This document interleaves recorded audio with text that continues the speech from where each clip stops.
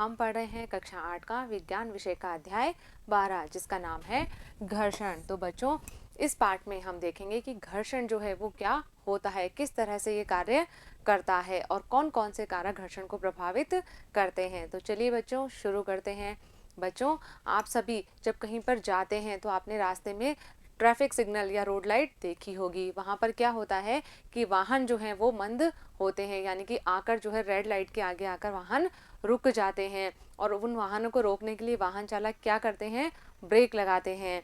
बच्चों जब कभी आप साइकिल चलाते हैं तो साइकिल की गति को मंद करने के लिए भी आप क्या करते हैं, ब्रेक लगाते हैं, जिससे क्या होता है साइकिल जो है वो धीमी हो जाती है या रुक जाती है। तो बच्चों इन स्थितियों में हम क्या कर रहे हैं, किसी भी गतिशील वस्तु को रोकने के लिए हम जो है एक बाह्य बल लगा रहे हैं। किस रूप में, ब्रेक के रूप में हम बाह्य बल आरोपित कर रहे हैं और ये जो बाह्य बल है उस गतिशील वस्तु को रोक देता है या धीमा कर देता है।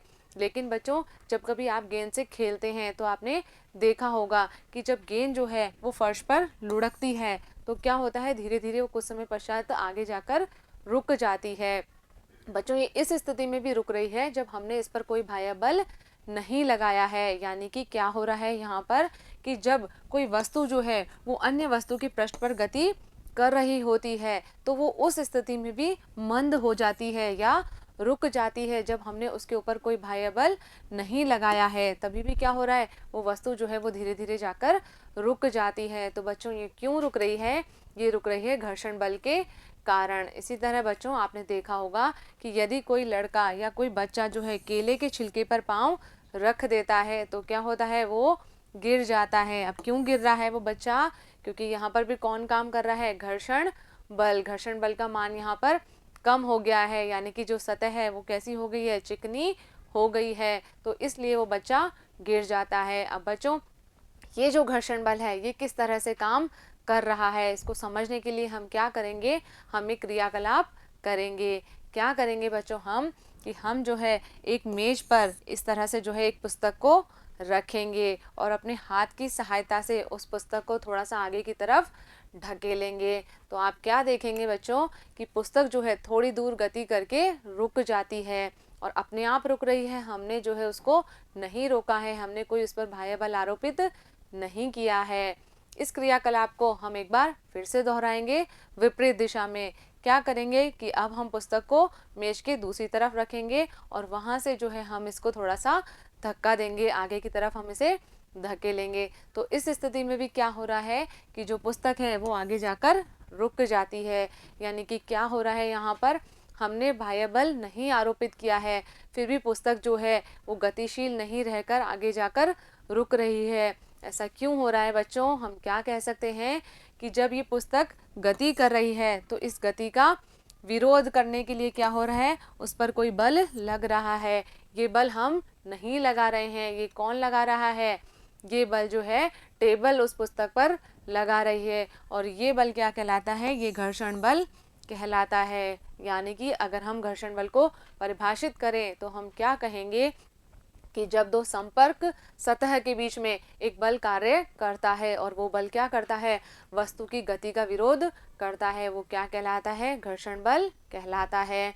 क्या लिख सकते हैं बच्चों इसको हम कि संपर्क में रखी दो वस्तुओं के मध्य एक प्रकार का बल कार्य करता है और ये बल क्या करता है, गति करने में वस्तु का विरोध करता है। कि क्या कहलाता है, ये बल घर्षण बल कहलाता है। और बच्चों ये जो घर्षण बल होता है इसकी दिशा सदैव वस्तु की गति की दिशा के विपरीत होती है।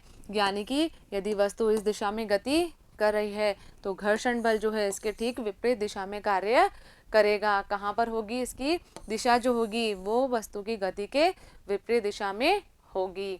अब बच्चों ये तो बात हो गई कि घर्षण बल क्या होता है। अब हम बात कर रहे हैं कि घर्षण बल कितने प्रकार का होता है। तो बच्चों घर्षण बल जो है वो 3 प्रकार का होता है। कौन कौन सा, पहला है स्थैतिक घर्षण बल, दूसरा है सर्पी घर्षण बल और तीसरा है लोटने घर्षण बल। जब कोई वस्तु स्थिर अवस्था में रखी है तो उस पर कौन सा बल कार्य करेगा, उस पर स्थैतिक घर्षण जो है वो कार्य करता है।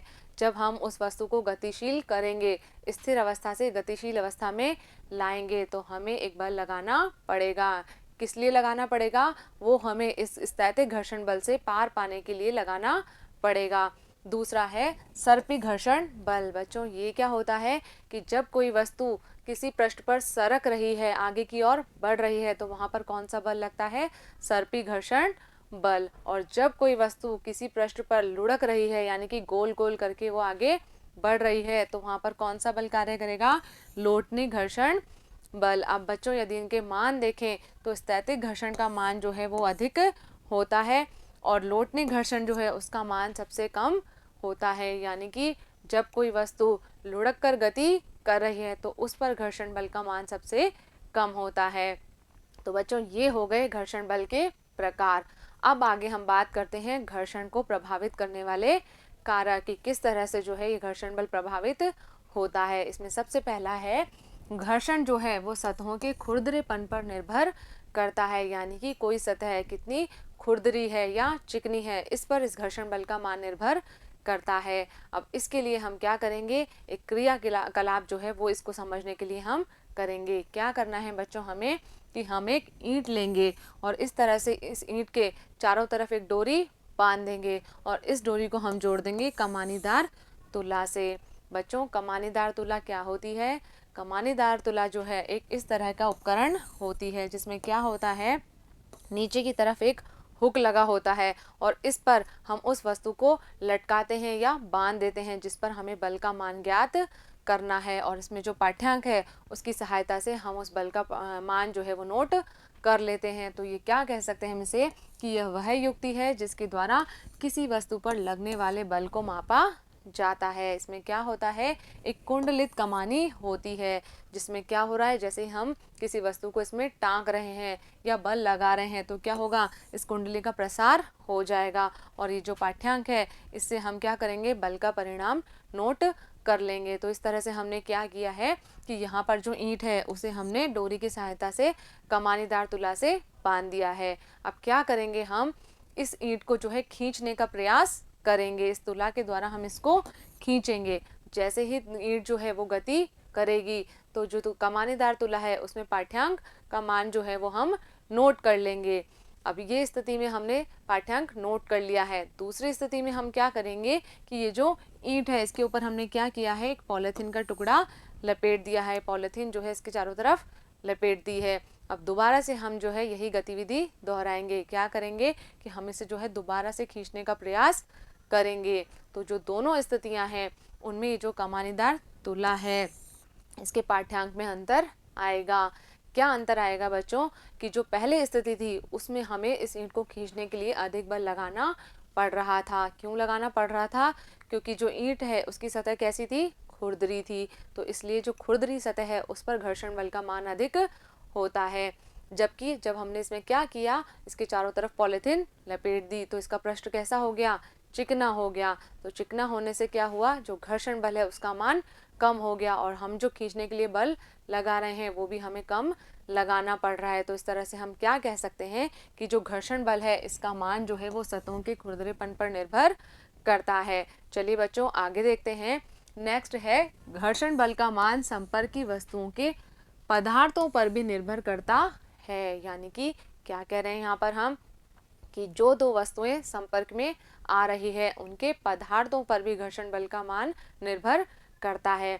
इसको समझने के लिए भी हम एक क्रियाकलाप करेंगे। बच्चों ये जो भी क्रियाकलाप हैं उनको आप अपने घर में जरूर से करें, ताकि क्या होगा, उससे आपको इस घर्षण बल के पीछे जो तर्क छुपा है वो समझने में आसानी होगी। यानी कि आपको इस घर्षण बल का कारण अच्छे से समझ में आ जाएगा।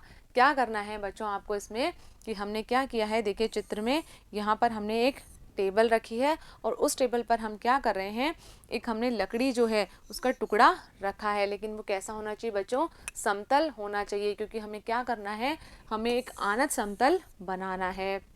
अब आनत समतल क्या होता है कि इस तरह से हमने इस लकड़ी के टुकड़े को जो है थोड़ा सा झुकाकर रखा है। झुकाने के लिए जो है हम कुछ पुस्तकों के बंडल की सहायता ले सकते हैं या फिर ईंट या हम पत्थर का टुकड़ा भी ले सकते हैं। तो इस तरह से हमने जो है इस लकड़ी के टुकड़े को थोड़ा सा झुकाकर रख दिया है। अब क्या करेंगे हम कि बिंदु ए पर पेन से जो है कोई चिन्ह हमने बना लिया, कोई निशान जो है हमने इसके ऊपर बना लिया, जहाँ से हमें क्या करना है कि कोई पेंसिल या फिर जो सेल है उसको हम इस बिंदु से जो है नीचे लुढ़काने का प्रयास करेंगे। जैसे ही हम इसे लुढ़काएंगे तो क्या होगा, ये जो सेल है या पेंसिल है ये गति करेगा इस टेबल पर। ठीक है, अब ये गति कर रहा है तो ये कितनी दूरी तक गति कर रहा है उसका मान हम नोट कर लेंगे। और दूसरे प्रयोग में हम क्या करेंगे, अब हम क्या कर रहे हैं कि हमने क्या किया है, ये जो हमारा समतल था यहाँ से लेकर आगे जो है एक कपड़ा बिछा दिया है और उस कपड़े पर हमने क्या किया है, थोड़ी सी हमने उस पर जो है रेत की पतली परत जो है वो बिछा दी है। और वापस से हम जो है इस प्रयोग को दोहराएंगे। क्या करेंगे, हम यहाँ ए बिंदु से इस सेल को वापस से लुढ़काने का प्रयास करेंगे। अब ये जितनी दूरी तक लुढ़का है उस दूरी को भी हम क्या करेंगे, नोट कर लेंगे। इस स्थिति में हमें क्या ध्यान रखना है बच्चों कि जो दोनों ही क्रियाकलाप हैं उसमें हमें जो आनत समतल का ढलान जो है उसको समान रखना है, यानी कि हमें उस ढलान का लेवल नहीं बदलना है। जिस तरह से जिस स्थिति में ये पहले था उसे अभी भी वैसे ही रखना है। अब क्या होगा इसमें, जब हम दोनों क्रियाकलापों के प्रेक्षण नोट करेंगे तो हम क्या पाएंगे कि ये जो दूसरी स्थिति है इसमें सेल ने जो है कम दूरी तय करी है। क्यों तय करी है, क्योंकि हमने क्या किया है, इस सतह का जो है खुरदरापन बढ़ा दिया है। पहले क्या थी, टेबल थी जो एकदम समतल थी, बाद में हमने इस पे क्या किया है, कपड़ा बिछा दिया है, उसके ऊपर जो है हमने एक रेत की परत डाल दी है। तो इसलिए क्या हो गया कि जो संपर्क वाले पदार्थ हैं वो भिन्न भिन्न हो गए। पहले सेल जो है वो सीधे टेबल के संपर्क में आ रहा था और दोनों ही सतह कैसी थी, बिल्कुल चिकनी थी, तो उसने सेल ने आगे तक गति की। जबकि हमने दूसरी स्थिति में क्या किया, इसके ऊपर हमने जो है कपड़ा बिछाकर उस पर रेत डाल दी। तो ये जो सेल है वो सीधे इस टेबल के संपर्क में नहीं आ रहा है। बीच में क्या आ गई, बीच में एक खुरदरा पृष्ठ आ गया है। इसकी वजह से क्या हो रहा है, घर्षण बल का मान अधिक हो गया है और ये जो सेल है इसने कम दूरी तय की है। यानी कि क्या हो रहा है कि जो पेंसिल या सेल है ये विभिन्न पृष्ठों पर भिन्न भिन्न दूरियां तय करता है। तो हमें क्या समझ में आ रहा है कि ये जो पेंसिल या सेल की जो गति है, यानी कि इसमें जो गति हो रही है, घर्षण बल लग रहा है, उसका मान किस पर निर्भर कर रहा है, जो संपर्क वाली वस्तुएं हैं उनके पदार्थों पर भी निर्भर कर रहा है। चलिए नेक्स्ट देखते हैं बच्चों। नेक्स्ट है घर्षण बल का मान पृष्ठों की प्रकृति पर निर्भर करता है। यानी कि पृष्ठ हमारे कैसे हैं, खुरदरे हैं या चिकने हैं, इस पर भी घर्षण बल का मान निर्भर करेगा। इसको हम कैसे समझेंगे बच्चों, जैसे हमने एक टेबल पर क्या रखी है, एक पुस्तक रखी है, तो जब हम देखें जो पुस्तक है इसकी जो सतह है और टेबल की जो सतह है उनके बीच में क्या है, थोड़ा खुरदरापन होता है, जिसकी वजह से क्या होता है कि ये जो दोनों पृष्ठों की अनियमितता है, ये यानी कि खुरदरापन जो है वो एक दूसरे के भीतर धस जाते हैं, इंटरलॉक हो जाते हैं। और जैसे ही हम इस पुस्तक को सरकाने का प्रयास करेंगे तो हमें जो है ये जो इंटरलॉकिंग हुई है इसे तोड़ने का प्रयास करना होता है। ये जो इंटरलॉकिंग है इसे हमें जो है वो खोलना होता है। यानी कि क्या कर रहे हैं, हम इस अंतर बंधन पर जो है वो पार पा रहे हैं, इसके लिए हमें जो है कोई बल लगाना पड़ेगा। तो जैसे ही हम क्या करेंगे, इस पर कोई बाह्य बल आरोपित करेंगे तो क्या होगा कि इसके जो अंतः बंधन यानी कि जो इंटरलॉकिंग इस पुस्तक की टेबल के साथ में हुई है वो बंधन टूट जाएगा और पुस्तक जो है वो आगे गति करेगी। लेकिन क्या हो रहा, ऐसा नहीं होगा कि हमने एक बार इस पुस्तक को गति कराई तो ये गति ही करती रहेगी। ये क्या होगा, आगे जाकर जो है घर्षण बल के कारण रुक जाएगी। तो हम क्या कहेंगे कि यदि कोई पृष्ठ ज़्यादा खुरदरा होगा तो उस पर घर्षण बल का मान अधिक होगा, जबकि पृष्ठ अगर चिकना है तो घर्षण बल का मान कम होगा। चलिए नेक्स्ट देखते हैं। नेक्स्ट है घर्षण बल का मान एक दूसरे से जुड़े रहने की प्रबलता पर निर्भर करता है। अब ये बात बिल्कुल सही है। क्या हो रहा है कि जैसे ही मान लीजिए अगर अंतः बंधन दोनों पृष्ठों का अधिक होगा तो क्या होगा, घर्षण बल अधिक प्रबल होगा। उस घर्षण बल से पार पाने के लिए हमें जो है अधिक बल की आवश्यकता पड़ेगी। इसको हम ऐसे समझ सकते हैं कि जैसे मान लीजिए कोई ब्लॉक है, अब क्या कर रहे हैं, हम इसको जो है धक्का दे रहे हैं। तो बच्चों जब ये स्थिर अवस्था में है तब हमें जो है अधिक बल कार्य करना पड़ेगा, अधिक बल जो है हमें लगाना पड़ेगा। जबकि अगर एक बार ये गतिशील हो गया उसके बाद में हमें जो है कम बल लगाकर ही हम इसे गतिशील कर सकते हैं। यानी कि क्या कह सकते हैं बच्चों हम कि जब कोई वस्तु रुकी हुई है तो उसको हमें विराम से गति प्रारंभ करने की स्थिति में जो है उस घर्षण पर पार पाने के लिए अधिक बल लगाना पड़ता है। वो क्या कहलाता है? स्थैतिक घर्षण कहलाता है। यानी कि वस्तु रुकी हुई है तब हमें क्या करना पड़ रहा है? उसमें अधिक बल लगाना पड़ रहा है, तभी हम उसे गति करा सकते हैं। तो उस पर कौन सा बल लग रहा था? उस पर लग रहा था स्थैतिक घर्षण बल। जबकि यदि कोई वस्तु गतिशील है तो उसे उसी चाल से गतिशील रखने के लिए आवश्यक बल कौन सा हो जाएगा? सर्पी घर्षण बल हो जाएगा। बच्चों, हमने समझा था कि जब वस्तु स्थिर अवस्था में है, विराम अवस्था में है, तो उस पर स्थैतिक घर्षण बल लगेगा, और जब वस्तु किसी पृष्ठ पर सरक रही है, गतिशील है, तो उस पर कौन सा बल लगेगा? उस पर लगेगा सर्पी घर्षण बल। आगे देखते हैं, यदि मान लीजिए हमें किसी बॉक्स को सरकाना है और उसने बॉक्स ने हमने जैसे धक्का लगाया, बॉक्स ने सरकना आरंभ कर दिया, तो क्या होगा कि उसके जो पृष्ठ के संपर्क बिंदु हैं उनको इतना समय नहीं मिलेगा कि वो क्या कर सके, फर्श के जो बिंदु हैं उनके साथ में जो है इंटरलॉकिंग कर सके, यानी कि उसके बिंदुओं में धंस सके।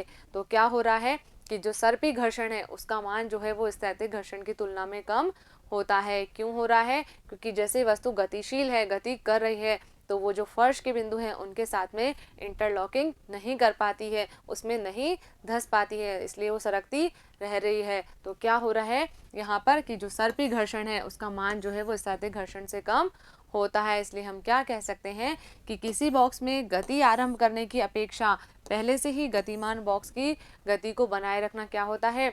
सरल होता है, आसान होता है। क्यों? क्योंकि उसके लिए हमें कम बल की आवश्यकता होती है। तो बच्चों, ये क्या हो गए? घर्षण को प्रभावित करने वाले कारक। अब आगे हम देखते हैं कि घर्षण जो है वो हमारे लिए जरूरी क्यों है, घर्षण से क्या क्या लाभ होते हैं और घर्षण से क्या क्या नुकसान होते हैं। तो सबसे पहले हम देखते हैं घर्षण बल से लाभ। बच्चों, घर्षण बल जो है वो हानिकारक तो है परंतु अनिवार्य भी है। क्यों? क्योंकि यदि घर्षण बल नहीं होता तो हम जो है सीधे खड़े नहीं रह पाते, हम चल नहीं पाते और किसी भी वस्तु को हम पकड़ नहीं पाते। इसलिए घर्षण बल जो है वो बहुत ही आवश्यक बल है। क्या क्या फायदे हैं इसके?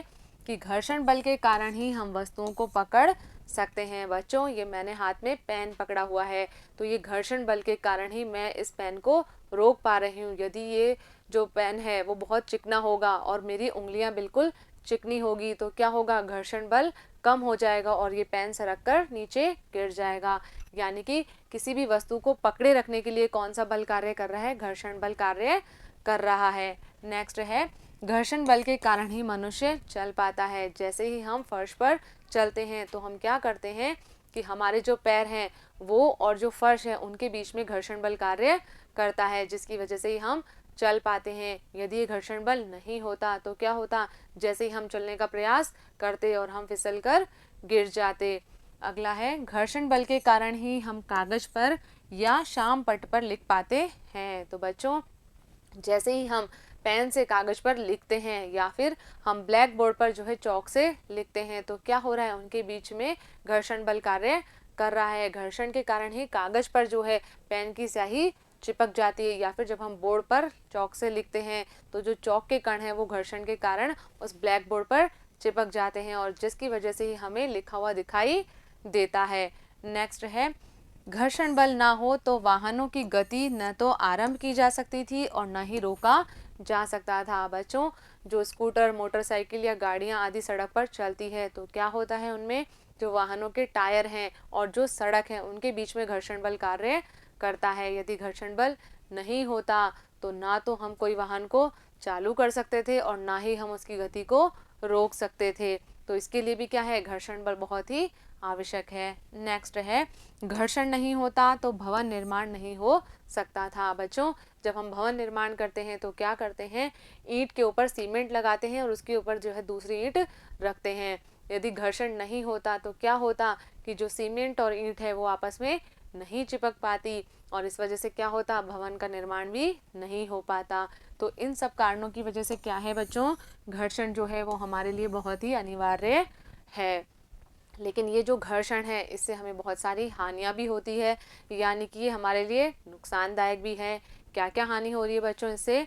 कि घर्षण जो है इसके कारण वस्तुएं घिस जाती है। बच्चों, आपने देखा होगा कि हम जब हम चलते हैं तो क्या होता है, धीरे धीरे हमारे जो जूतों के तले हैं वो नीचे से घिस जाते हैं, या फिर जो मशीनें होती है उनमें बॉल बियरिंग या फिर जो पेच लगे होते हैं वो भी कुछ समय पश्चात धीरे धीरे घिसने लगते हैं। वो किसके कारण घिस रहे हैं?